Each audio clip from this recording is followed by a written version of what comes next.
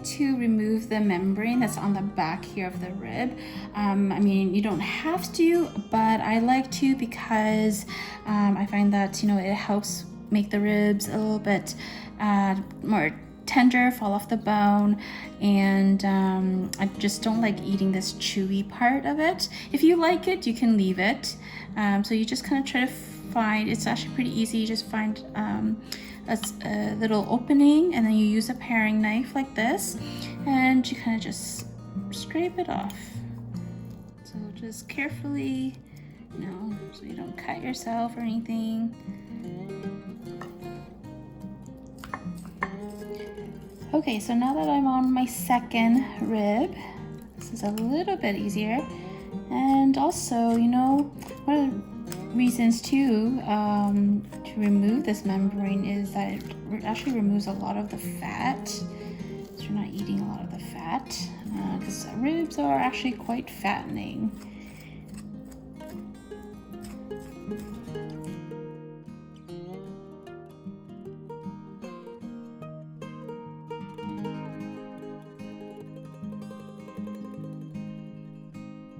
Okay, so now that I have removed the membrane from my ribs, I am going to do a dry rub on it and then put it in my Instant Pot.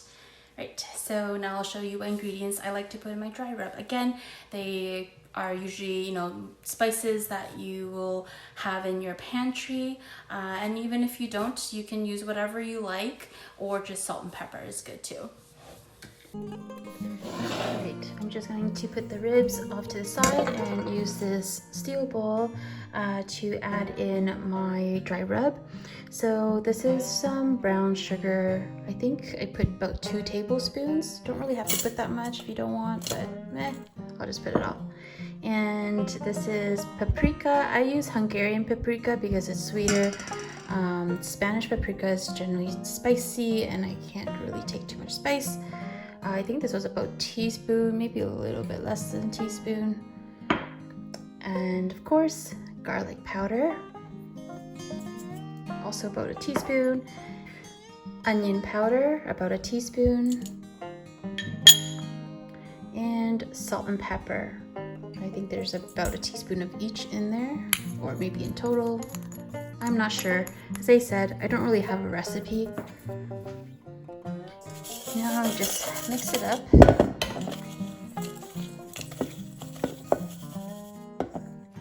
And I will take a rack of ribs, dunk it in there, and rub it with my hands.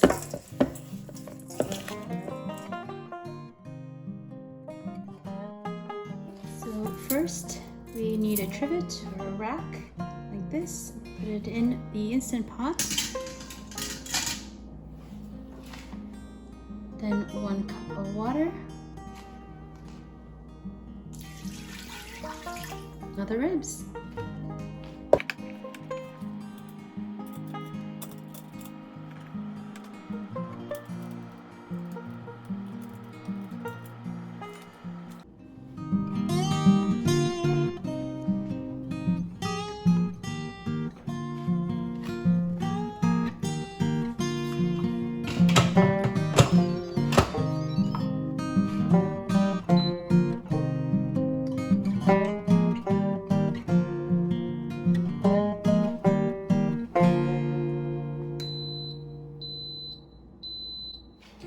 In the meantime, while the Instant Pot is going, I'm just going to oil this baking sheet with parchment paper.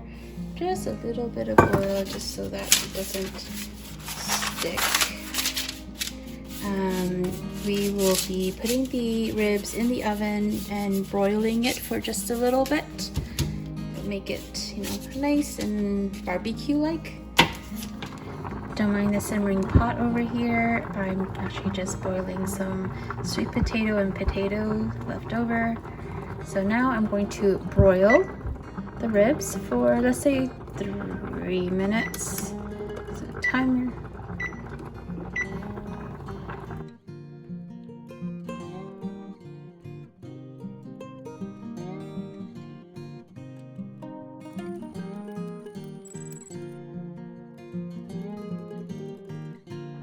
All right, now that I've taken the ribs out of the Instant Pot, I put them on my baking sheet. And I am just going to add a bit of this barbecue sauce, Bullseye. It's from Costco. I also think I might have cooked my ribs a little bit too long. I think maybe 20 minutes would have been better today. Didn't realize how thin this rib was. So I just like to add a little bit of barbecue sauce on top here and then broil it for a couple of minutes. You don't have to put the sauce, but especially if you already, seasoned it and with the dry rub like I did earlier, but I find that this doesn't dry it out too much in the broiler. Plus, I like my ribs really saucy.